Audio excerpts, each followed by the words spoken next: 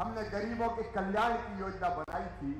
गरीब, दीन, दुखी, मजदूर, मेरे वो भाई बहन जिनके पास धन और दौलत के भंडार नहीं है, उनकी जिंदगी में कोई तकलीफ हो, कोई कष्ट हो, कोई परेशानी हो, तो उनको आर्थिक सहायता मिल जाए। और इसलिए हमने तय किया कि मेरी गरीब बहना अगर बेटा बेटी को जन्म देगी तो जन्म देने के पहले उसके खाते में 4,000 और जन्म देने के बाद 12,000 रुपया डालेंगे, ताकि वो भी लड़ुआ अड़ुआ खा ले, घर में ढंग से खुशियां मनाए।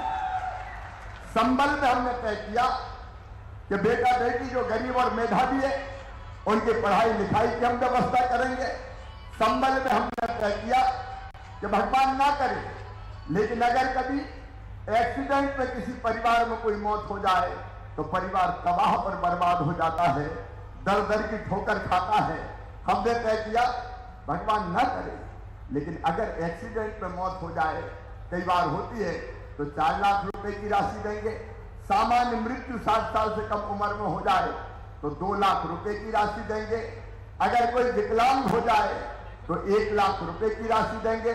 और अंतिम संस्कार के लिए भी 5,000 रुपए की राशि देंगे, ताकि अंतिम विदाई तो कम से कम पूरे सम्मान के साथ हम कर सकें।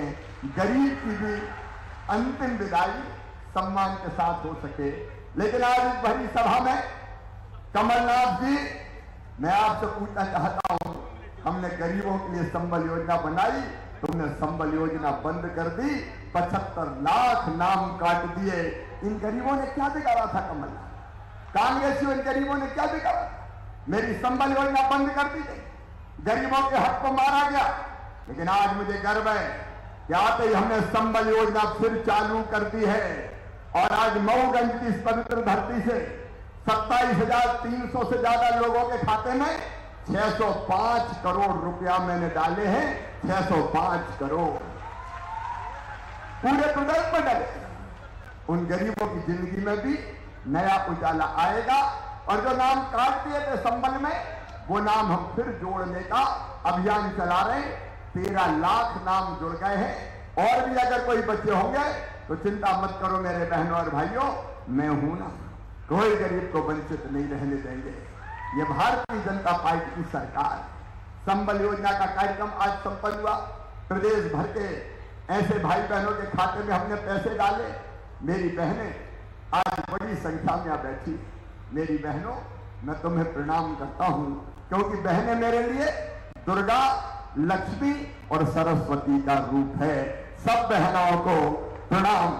और देखो, भारतीय जनता पार्टी की सरकार, हमने अपनी सरकार बनाते ही मैंने पहली योजना कोई बनाई थी, क्योंकि मैंने गरीबों की तकलीफ देखी थी। देखो, अगर घर में बेटा पैदा होता था तो खुशियां मनाई जाती थी, लेकिन बेटी अगर जन्म ले ले तो मां का चेहरा जो उतर जाता था, जैसे बेटी नहीं हो गई हो, आफत हो गई हो। और जब बचपन से मैं ये देखता था तो मेरे मन में पीड़ा होती, दर्द होता था, कष्ट होता था। हे भगवान, ये बेटा बेटी के बीच भेदभाव कैसा? एक मां की कोख से जन्मे हैं दोनों, बेटा भी और बेटी भी, लेकिन बेटे को ज्यादा लाभ और बिटिया को कम प्यार। ये कब तक चलेगा? लोग मानते थे बेटी बोझ है। और तब हमने संकल्प लिया था कि मध्य प्रदेश की धरती पर बेटी को बोझ नहीं रहने देंगे, बेटी को वरदान बनाकर ही चैन की सांस लेंगे। और इसलिए लाडली लक्ष्मी योजना बनी।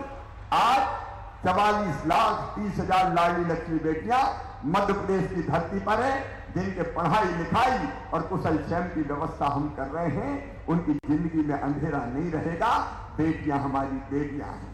लाडली लक्ष्मी योजना, कन्या विवाह योजना, प्रसूति सहायता योजना, बेटा बेटी के जन्म के पहले बाद में राशि देने का काम, बेटियों को दूसरे गांव जाए तो साइकिल की व्यवस्था, बाद में बेटों के लिए भी की, कापी के किताबों की व्यवस्था, एक नहीं अनेकों व्यवस्था की। लेकिन फिर भी मेरे मन में बेचैनी थी।